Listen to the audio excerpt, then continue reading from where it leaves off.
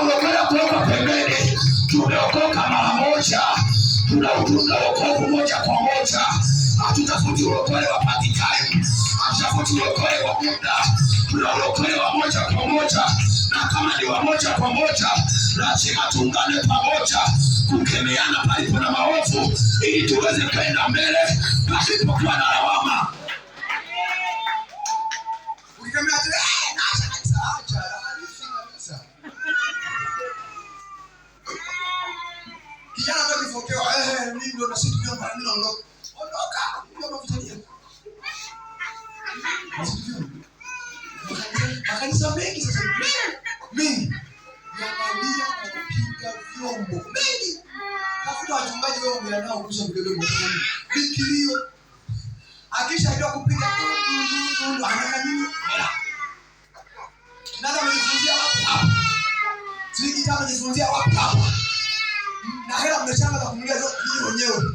Alafu amefika tu amejua ameshaanza kuitwa makanisa mawili matatu. Hapa tena anataka mumlipe hela kwa kitu alivyojifunzia bure. Si wapo? Na wengine atakuchomeka tu haya hapo. Weka kwenye mix hapo ni haya tu. Akishajua tu. Anainoma bega mimi nirejee pale. Hawatulivyo.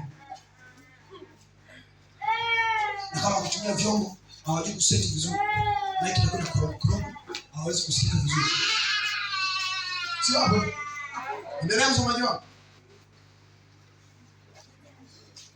Shina. Ndio. Wakati wa kuja kwake Bwana Yesu Kristo, ndio. Yeye ni mwaminifu ambaye awaita. Naye atafanya. Haleluya. Naye atafanya nini? Naye atafanya nini Petro? Naye anafanya nini? Atafanya, lakini kabla ya kufanya ametoa kanuni. Sawa? Kabla ya kufanya haji kufanya mpaka kwanza wewe umefuata utaratibu. Haji kufanya mpaka umefuata utaratibu. Kwanza umekuwa safi, nafsi yako, moyo wako na mwili wako.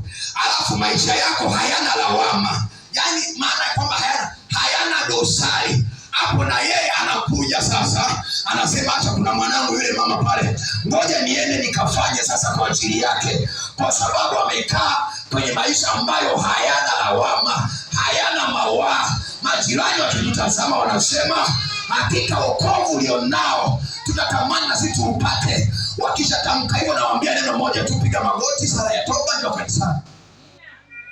Sasa kuna mtu hapa ataingia ameokoka, hajawahi kuongoza mtu sala ya toba. Hebu mwaka tukio umeanza. Sasa mimi nimeshamhubiria mtu mmoja tu. Mwongoza toba mmoja. Tangia Januari mpaka hivi leo hapo tunavumilia. Kesho. Yaani sasa mimi toka Januari nimevuka mwaka mpya mpaka leo. Nimezaa tunda hili moja. Mtu mmoja tu aliokoka. Kwa sababu ya nyosha. Nyosha juu. Hapa ndio ushuhuda. Wanasiasi mpo. Makusudio sana ya kazi gani? Au ni kwamba tunaweza kujifunza mnataka kuambia wale Sulemana pia? Mbona? Kesho mbona kama sema mimi simama tuone. Wanasema kuanzia Januari mpaka hapa sasa hivi tayari kuna nafsi moja ya mtu ilikuwa kwa sababu yake. Yote simama. Simama kwa uaminifu. Yaani mimi nimeona mtu akimhubiria simama kutoka Januari mpaka hapa tuko mwezi wa 4. Leo tarehe tunaelekea mwisho wa mwezi. Kama ni miezi mitatu kwanza tumeshapiga. Simama. 1, 2, 3, 4. Mwingine ambaye anasema mimi nimeshamhubiria mtu akishaokoka kuanzia Januari mpaka sasa hivi. Mmoja. Ayubu. Kwa kanisa zima baba. Watu wangapi? 4. Waziosha na wewe. Wengine? Wengine?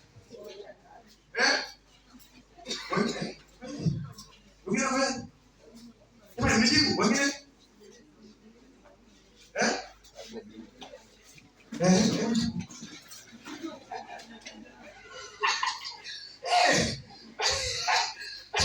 Yesu alipokuwa msalabani, alipomaliza kazi, tukapewa agizo, si ndio? Hapo wanasayansi tunajua kwamba enendeni ulimwenguni kote mkafanye nini? Mkafanye nini? Mkafanye nini? Dada sawa. Sawa. Ulimwenguni kote mkaihubiri injili katika nini? Mkianzia wapi? Mkianza na wapi? Kitabu gani?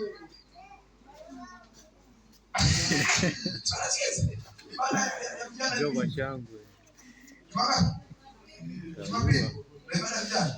Unajifunza? Tuambie. Ulimwenguni kote. Kitabu gani hicho?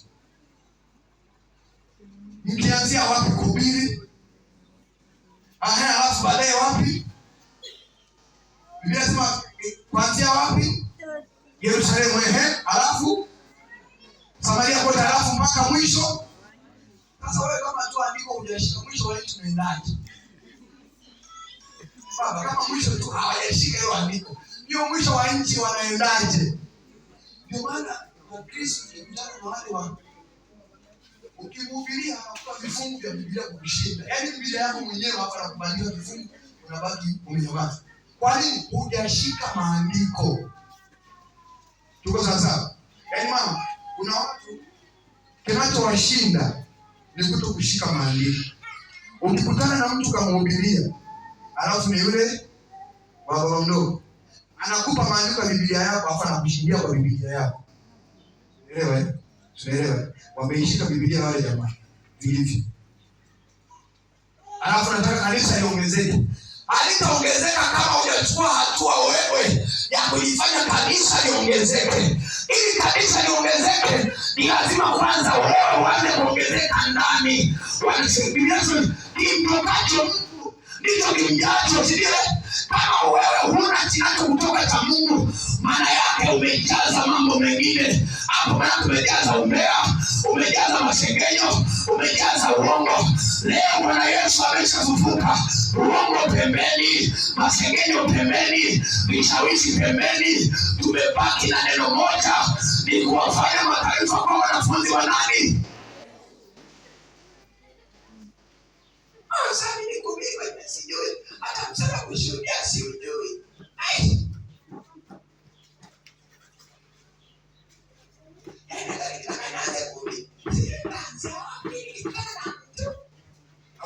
Unataka mtu mwana sio mhubiri, lakini mhubiri ndiye hapo. Ukimwona sasa. Wanapita pembeni.